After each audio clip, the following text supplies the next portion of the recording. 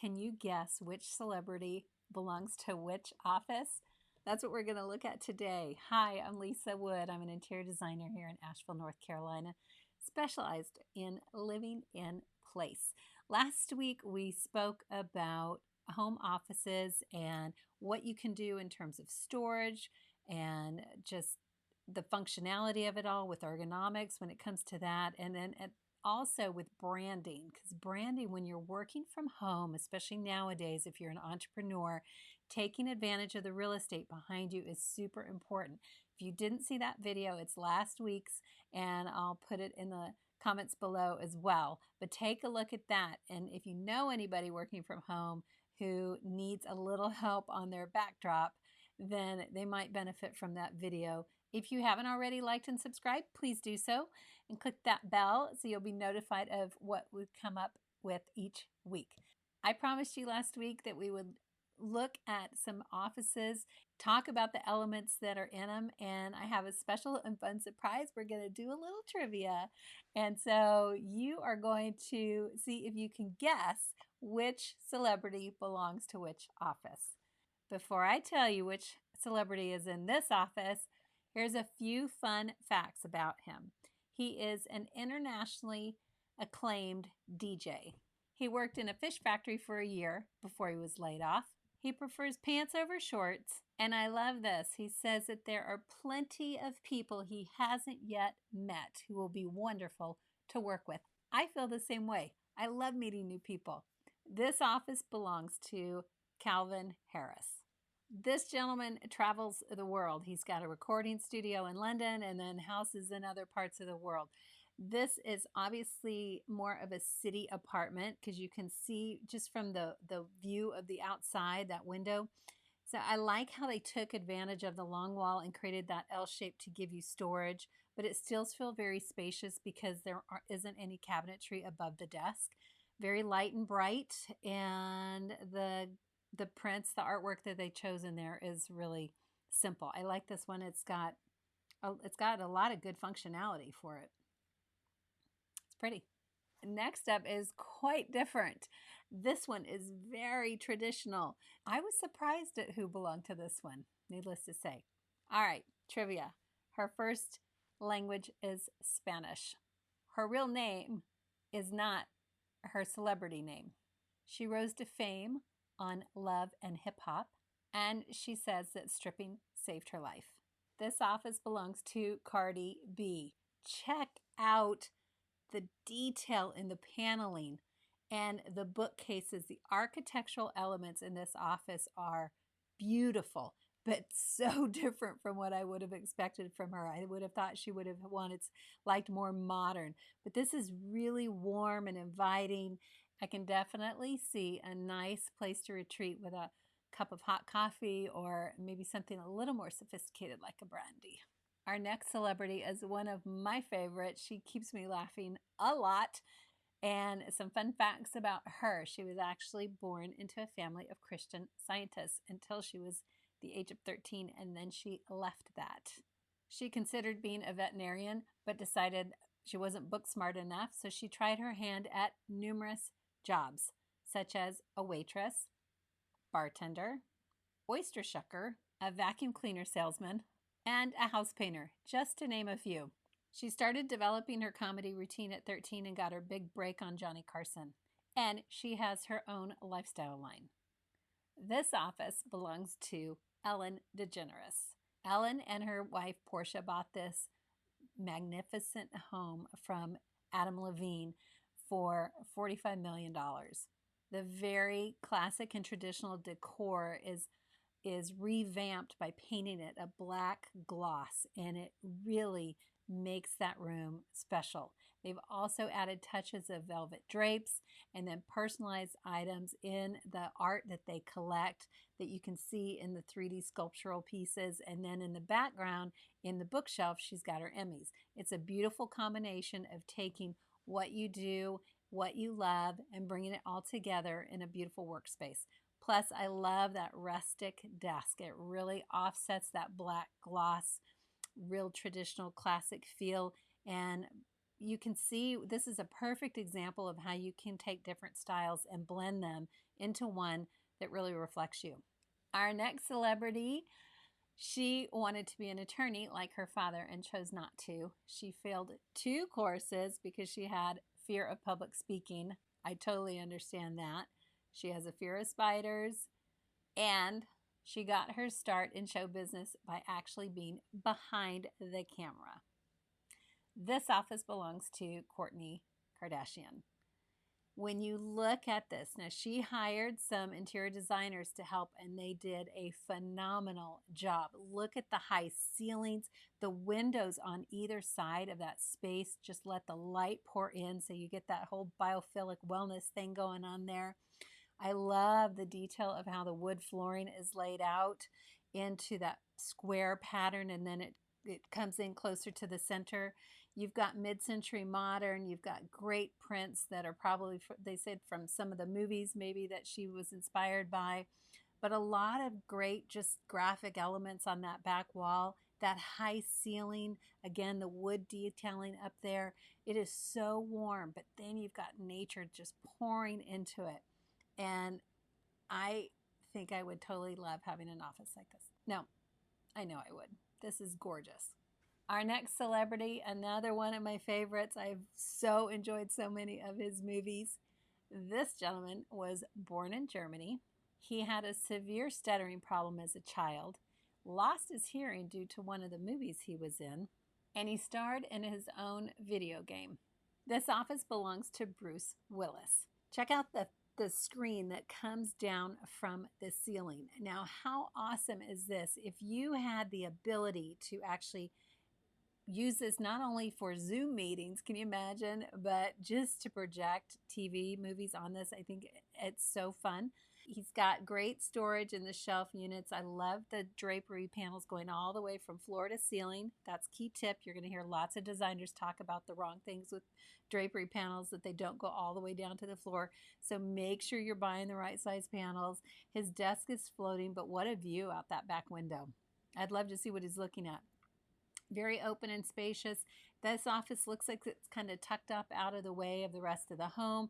So if you've got a space that you can do something like that, great, take advantage of it. Just make sure you're getting the right storage and the right elements and bringing in what you love. So if you love movies, you could go with a retractable screen like this. All right. This next one just doesn't look that impressive, I know. You know, to each his own. But I thought it was very interesting. So, some fun facts about this gentleman. He actually broke his co-star's nose in a film. He once gained 30 pounds for a film, quit, and then sued the production company for $3 million. He got entangled with a murder for hire involving his ex-wife. And in Home Alone, he filled up the swear jar in just one day. This office belongs to Joe Pesci. Now, when you look at this, it really is, there's not much that'll wow you about this, but I do get wowed by his collection of memorabilia that he has collected over the years from all of his filmmaking and the movies that he was in.